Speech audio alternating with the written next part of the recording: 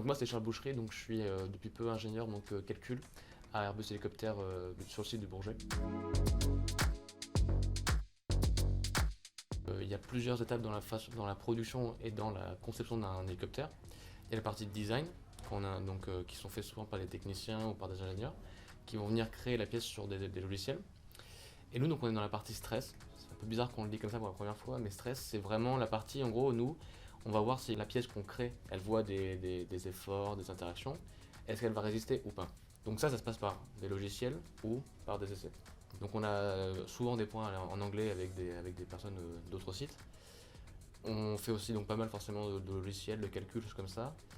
Et on a aussi donc des essais à suivre ou aller en prod. Moi comme je suis dans la suivi de prod, de production, je vais souvent en prod suivre les pièces, voir si elles sont bien, si elles sont pas bien et répondre. Voilà.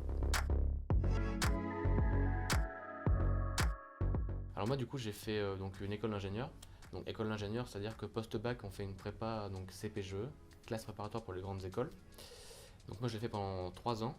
Et après donc j'ai fait 2 écoles d'ingénieur, une juste à côté donc à Saint-Ouen, qui est l'ISAE Supméca, et ensuite une deuxième donc à Poitiers qui est l'ISAE Ansma. Donc j'ai fait 2 écoles d'ingénieur.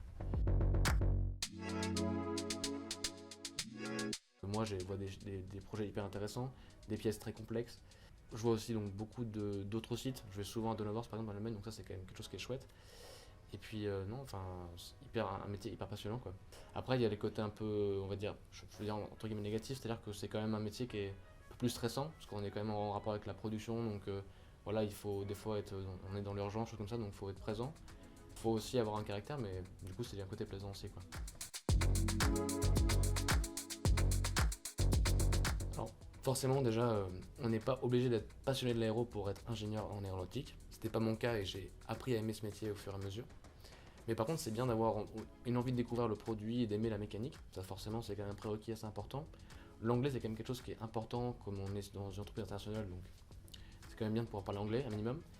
Et non, mais surtout, voilà, avoir envie de découvrir le produit et de développer des nouveaux hélicoptères.